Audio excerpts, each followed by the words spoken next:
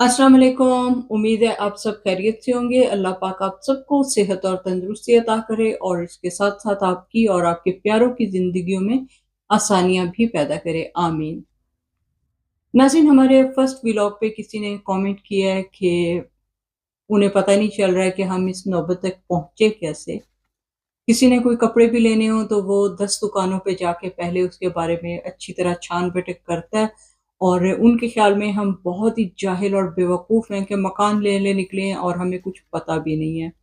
इसके अलावा उन्होंने कुछ ऐसे अल्फ़ाज़ इस्तेमाल किए कि जो कि मुझे उनके कमेंट्स डिलीट करना पड़े, क्योंकि ये वीडियो मैंने फ़ैमिली में देखने के लिए बनाई है, तो जो कमेंट्स उन्होंने किए थे वो फ़ैमिली में देखने वाले नहीं हैं। बहरहाल उन्होंने जो भी लिखा अपनी ज़हनियत उन्होंने उसमें ज़ाहिर की कि उनकी ज़हनियत क्या है।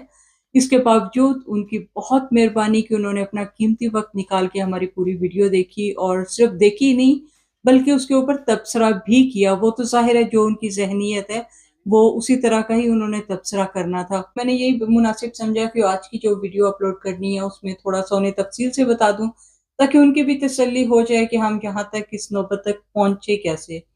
इसके अलावा जैसा कि पिछली वीडियो में आपसे कहा था कि हमें पता नहीं चल रहा है कि हमें वाक़ई मकान बेच देना चाहिए या फिर अपने जो हमने उनके साथ एग्रीमेंट किया उसे तोड़ देना चाहिए। तो हमने बड़ी मुश्किल से फ़ैसला किया है कि हमें करना क्या चाहिए, वो भी आपको बाद में बताते हैं। इससे पहले हम आपको थोड़ा-सा बैकग्राउंड बताते हैं कि हमारे साथ क्या हुआ है, ताकि कुछ लोगों को तसल्ली हो जाए ये सुन के कि हम यहाँ तक पहुँचे कैसे। हमारे पास ज़ाती अपना खुद का घर है एसिक्स के एक बहुत ही पुरसुकून टाउन में। बड़ी अच्छी लोकेशन पे हमारा घर मौजूद है। पैदल यहाँ से हाई स्ट्रीट पे जा सकते हैं, ट्रेन स्टेशन, बस स्टॉप सभी कुछ घर के करीब है। 2 हाई स्कूल हैं जो कि इलाके के बड़े मशहूर व मारूफ स्कूल हैं और अक्सर लोगों की कोशिश होती है कि उनके बच्चे उसी स्कूल में जाएँ। पड़ोसी भी हमारे बहुत अच्छे हैं, यहाँ पे हमें किसी किस्म का कोई भी मसला नहीं है। बस यही है कि हमारे घर में सिटिंग रूम एक है। जब कोई मेहमान आते हैं उस वक़्त अंदाज़ा होता है कि एक सिटिंग रूम हमारे लिए बहुत कम है। अब वैसे भी बच्चे बड़े हो रहे हैं, तो हमने यही सोचा कि बेहतर यही है कि अभी वक़्त है, क्यों ना अपना नया घर ले लिया जाए।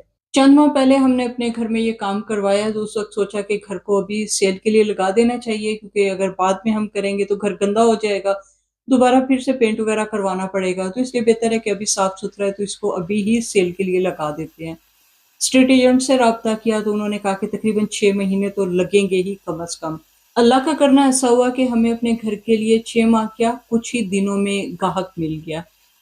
हमने बड़ी खुशी से उनके साथ डील कर ली, उनके वकीलों के साथ हमारी जो कार्रवाई वग़ैरह होती है, यहाँ की आम प्रोसीजर होता है, वो शुरू हो गया। हमें भी एक मकान पसंद आ गया। हम जब सेकंड व्यू के लिए जाना चाह रहे थे, तो उस वक़्त हमें पता चला कि जो मालिक मकान है, उन्होंने अपना इरादा तब्दील कर दिया है, अब वो मकान नहीं बेचना चाहते। हमने दोबारा मकान देखने शुरू किए, उसी गली में एक और घर था, वो भी हमें बड़ा पसंद आया। जब उनसे राब्ता किया, हमने एक दफ़ा देखा, सेकंड व्यू के लिए गए, उसके बाद ये हुआ कि एजेंट ने हमें 1 हफ़्ते के बाद बताया कि वो लोग किसी और को वो घर बेच रहे हैं। यानी वो घर भी हमारे हाथ से गया और ये तो यहाँ पे नॉर्मल है, जो लोग मकान खरीदते हैं उन्हें अंदाज़ा है कि यहाँ पे ये अक्सर होता रहता है, सालों लग जाते हैं लोगों को घर ढूँढने में। अब परेशानी ये हो रही है कि जिन्होंने हमारा घर खरीदना है, उन्होंने अपना तमाम पेपर वर्क मुकम्मल कर लिया है। हमारे पास भी घर के जो पेपर वगैरह थे वो भी सारे मुकम्मल थे। इस वजह से जहाँ पे 3 महीने लगते हैं, वहाँ हमारा घर 1 महीने में कंप्लीशन के लिए तैयार था। अब मसला ये हो रहा है कि हमारे पास खुद रहने के लिए कोई और जगह नहीं है, हमें कुछ आगे अच्छी जगह मिल नहीं रही थी। तो इसलिए हमने पहले तो यही फैसला किया कि बजाय परेशान होने के हम अपनी इस डील को कैंसल करते हैं।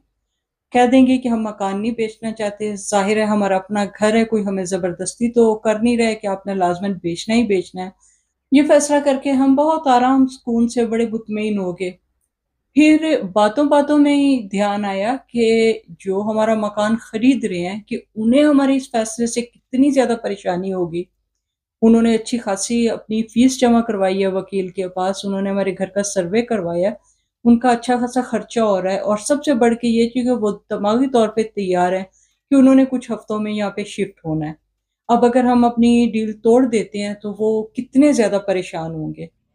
इन तमाम पहलुओं को मद्देनज़र रखते हुए हमने यही फ़ैसला किया है कि अब जिस तरह चल रहा है इसी तरह चलने देते हैं।